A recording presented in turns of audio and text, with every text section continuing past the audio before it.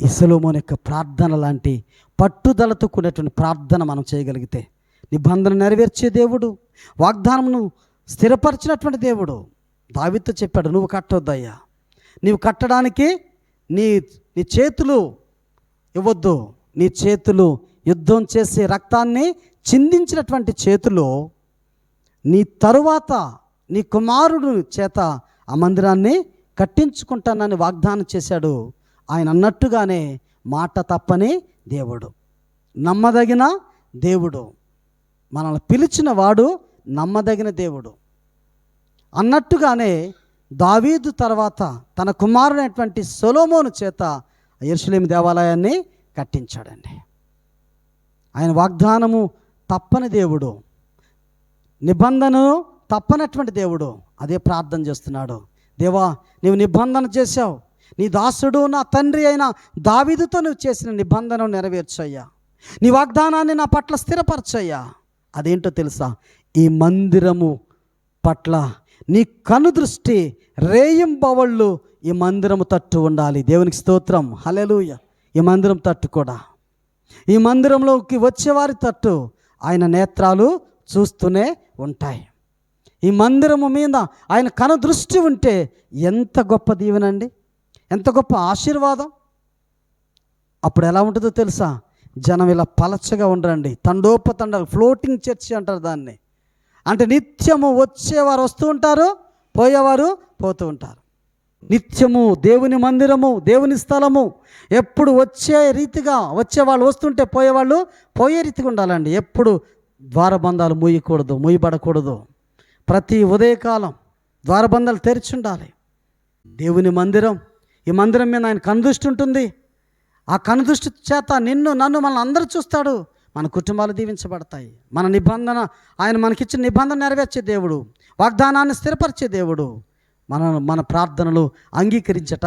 అక్కడ అంటాడు 30 వచనం, మరియు నీ దాసుడునైనా నేనును నీ జనులైన ఇశ్రాయేలీలను ఈ స్థలమును స్మరించి ప్రార్థన చేయనప్పుడెల్లా నీ నివాస స్థానమైన ఆకాశమందు దానిని విని మా విన్నపమును అంగీకరించుము, వినునప్పుడెల్లా మమ్మను క్షమించయ్యా. ఎంత చక్కటి ప్రార్థన అండి. ఈరోజు గుడి పండుగ రోజున సంఘము చేయవలసినటువంటి బలమైనటువంటి పట్టుదలతో కూడినటువంటి ప్రార్థన ఇది. గుడి గురించి ఇంత చక్కగా చెప్పాడు కదా. పౌలు యొక్క మాటల్లో వింటే ఈరోజు మనము చదువుకున్నటువంటి పత్రిక పాఠ్యభాగంలో గుడిని గురించి ఆయన వర్షంలో, ఆయన స్టాండ్లో మనం చూస్తే అపోస్తలుడైనటువంటి పౌలు కొరింథీయులకు రాసిన మొదటి పత్రిక 3వ అధ్యాయము 16వ వచనం చదువుకుందాం. మీరు దేవుని ఆలయమై ఉన్నారు. దేవునికి స్తోత్రం. పౌలు వర్షంలోకి వచ్చేటప్పటికల్లా, పౌలు యొక్క వాడుకలోకి వచ్చేటప్పటికల్లా ఆయన ఉన్నాడు తెలుసిన. మనం ఇంతవరకు యెరూషలేము దేవాలయాన్ని, యెరూషలేము దేవాలయం యొక్క మందిర ప్రతిష్ఠ దినమున రాజైన సొలొమోను చేసిన ప్రార్థన మనం జ్ఞాపకం చేసుకున్నాం. ఇక్కడికి వచ్చేటప్పటికల్లా, నూతన నిబంధనకు వచ్చేటప్పటికల్లా కట్టబడిన దేవాలయాలు కాదు, కానీ సజీవమైనటువంటి దేవాలయాలు మీరే అని చెప్తున్నాడండి. ఎంత గొప్ప మాట. మీరు దేవుని ఆలయమై ఉన్నారని. మనం ఎవరమాట? కట్టబడినటువంటి నిర్జీవమైనటువంటి ఆలయాలు కాదు, కానీ కదిలే ఆలయాలు, సజీవమైన ఆలయాలు మీరు దేవుని ఆలయమై ఉన్నారనియు దేవుని ఆత్మ మీలో నివసించుచున్నాడనియు మీరు ఎరుగరా? ఎవడైనను దేవుని ఆలయమును పాడు చేసిన ఎడలా దేవుడు వానిని పాడు చేయను. మనం గుర్తు చేసుకున్నాం, యెరూషలేము దేవాలయాన్ని పాడు చేశారు. ఈయన ఏం చేశాడు? బాగు చేశాడు.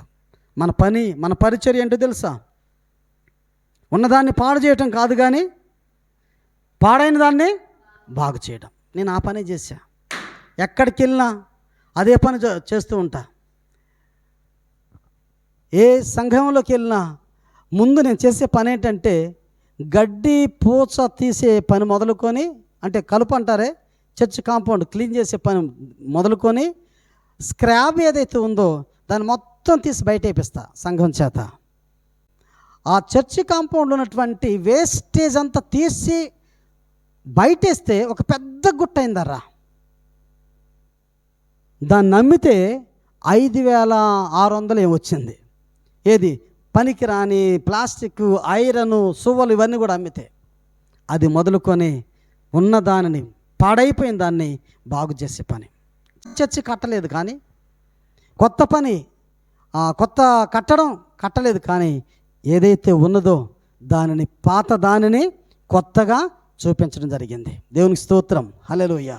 ఇక్కడ అంటున్నాడు, ఎవడైనను దేవుని ఆలయమును పాడు చేసిన ఎడల దేవుడు వానిని పాడు చేయడానికి కాదని మనమున్నది.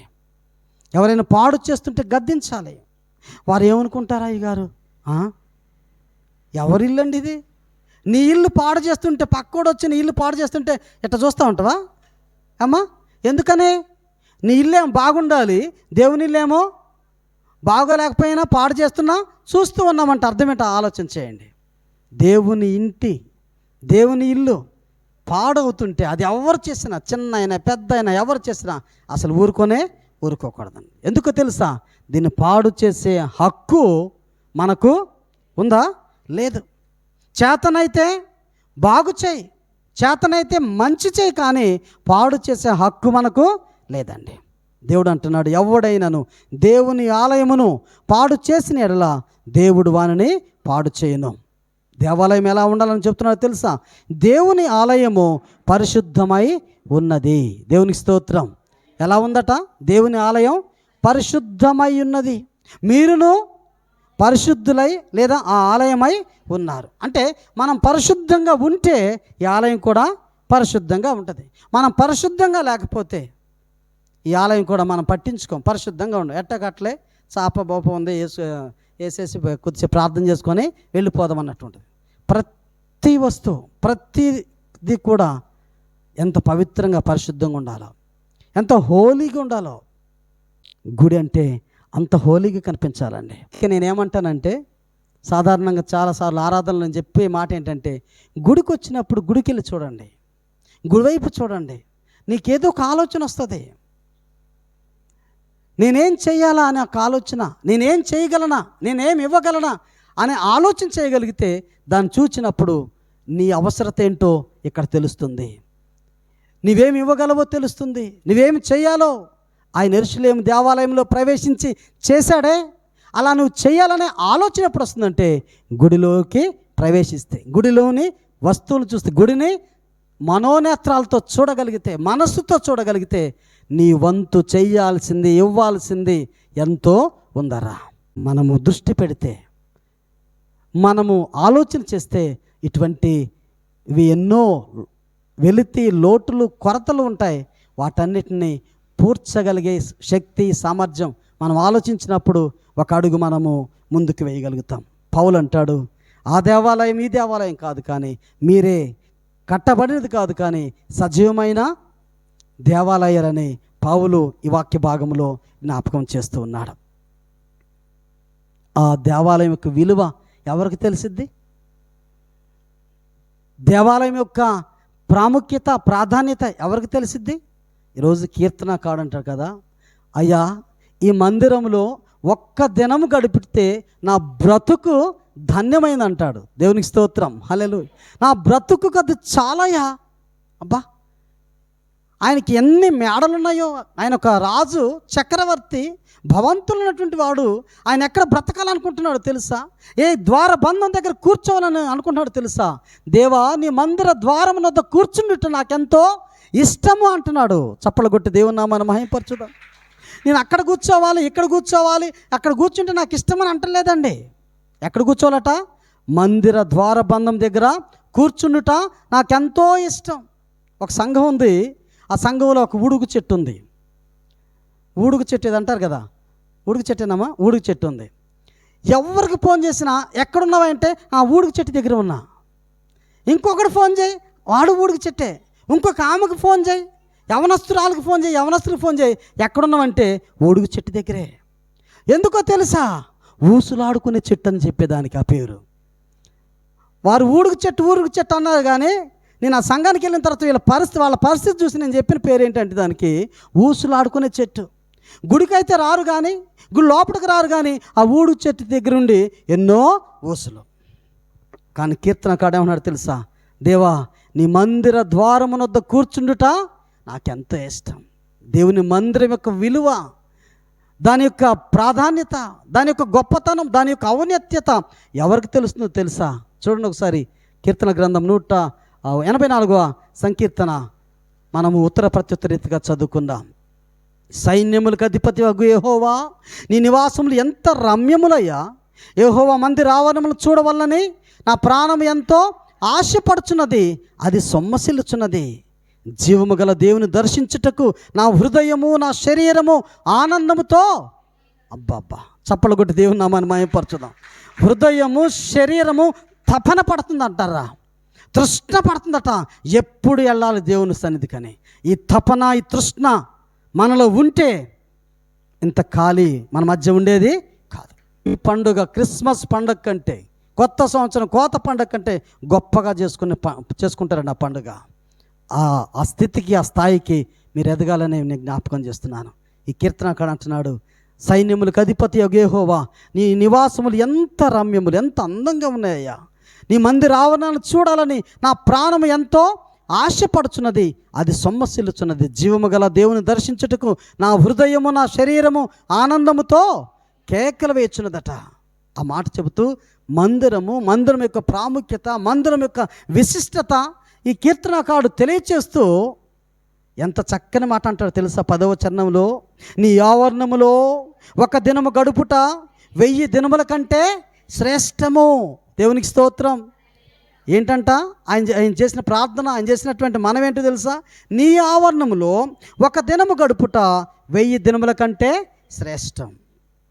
మనం కూడా ప్రతిసారి ప్రార్థనలు ఇదే మాట చేస్తాం కదా, దేవా నీ ఆవరణం గడుపుట 1000 దినముల కంటే శ్రేష్టం. ఎప్పుడన్నా బ్రతుకులో ఒక్కరోజన్నా సంపూర్ణంగా గడుపుతామా? ప్రార్థన మాత్రం ఈ వచనం చేస్తుంటే భలే అనిపిస్తూ ఉంటుంది నాకు.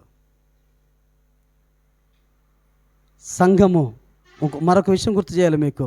సంఘము ఏడాది అంతట్లో ఒకే ఒక్క రోజంతా ఆయన సన్నిధిలో గడిపే ఒకే ఒక్క రోజు ఉంది. ఎప్పుడది?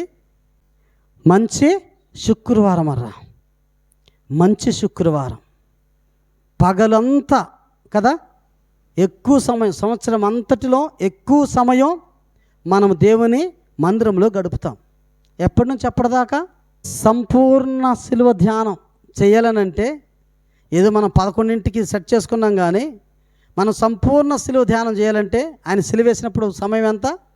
ఉదయం 9 గంటలు. ఆయన శిలువలో మరణించినప్పుడు 3 గంటలు. అంటాడు, నీ ఆవరణములో గడుపుట, ఒక దినము గడుపుట 1000 దినముల కంటే శ్రేష్టం అంటాడు. ఇంకేమంటాడు తెలుసా? భక్తిహీనుల గుడారములో నివసించుట కంటే నా దేవుని మందిర ద్వారమునొద్ద నుండుట.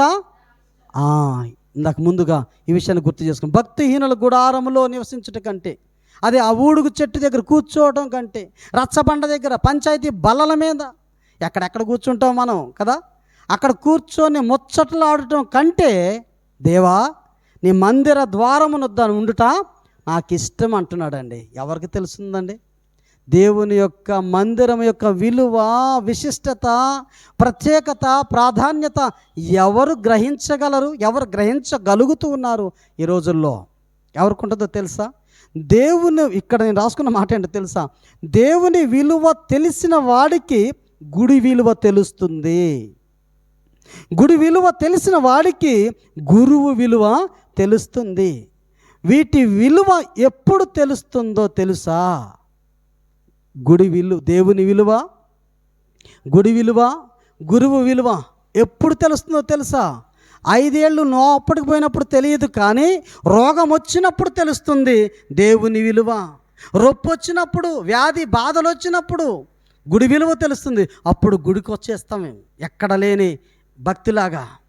అప్పుడు గురువు దగ్గరికి వచ్చేస్తాం, సేవకుడి దగ్గరికి వచ్చేస్తాం. అయ్యా మా కోసం. ఈయనకు గుడి విలువ తెలుసండి. ఈ కీర్తనాకారుడికి దేవుని విలువ తెలుసు, గుడి విలువ తెలుసు, గురువు విలువ తెలుసు. అందుకే ఆ మాట రాస్తున్నాడండి, సైన్యములకు అధిపతి యెహోవా, నీ నివాసములు ఎంత రమ్యమైనవయ్యా, ఎంత గొప్పవయ్యా. అక్కడ ఒక్కరోజు, ఒక్క దినం, కొద్ది సమయం గడిపితే నా బ్రతుకుకు అదే 10,000 అన్నట్లుగా చెబుతున్నాడండి. ప్రభునందు ప్రియమైనటువంటి వాళ్ళారా, నేను ముగిస్తూ ఉన్నాను ఈ వాక్య ధ్యానాన్ని.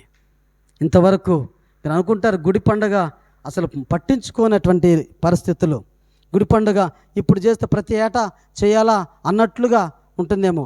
అసలు మనం చేయాల్సిన పండుగే గుడి పండుగ. క్రిస్మస్ పండుగ, మిగతా 7 పండుగలు ఉంటాయండి సంవత్సరంలో. మనం సంఘ జీవితంలో చేసే 7 పండుగలు ఉంటాయి. అది అందరూ చేస్తూ ఉంటారు. అందులో మనం చేయాల్సినటువంటి ప్రాముఖ్యమైన పండుగ ఈ గుడి పండుగ. సంఘముగా మనం చేయాల్సినటువంటి పండుగ. ఆలోచన చేయండి. మీ ఆలోచన విధానం మారాలనే కాస్త వాడిగా వేడిగా ఉన్నాయేమో నా మాటలు నాకు తెలియదు. కానీ ఏదో నా స్వతహాగా నేను చెప్పలేదు, కానీ దేవుని వాక్యాన్ని బట్టి నేను మీతో మాట్లాడాను. దేవుని వాక్యం మిమ్మల్ని ప్రేరేపిస్తుంటే, దేవుని వాక్యం ద్వారా మీరు ప్రేరేపించబడినటువంటి వారైతే రానున్నటువంటి రోజుల్లోనైనా గుడి పండుగగా లేదా ఒక ఆరాధనను గంభీరంగా గుడిలా మనం చూసాం. ఒక యెరూషలేము గుడి పాడైపోయినటువంటి స్థితిని యేసు ప్రభు వారు కలుగు చేసుకొని అందరూ అనుకున్నట్టుగా ఆయన అనుకోలేదండి. నేను ఈ గుడి పండుగ రోజున నేను చెప్పొచ్చే మాట ఏంటంటే, అందరూ అనుకున్నట్టుగా నువ్వు అనుకోవద్దు. నువ్వెవరివైనా సరే, నువ్వేమై ఉన్నా సరే, అందరూ అనుకున్నట్టుగా నువ్వు అనుకోవద్దు.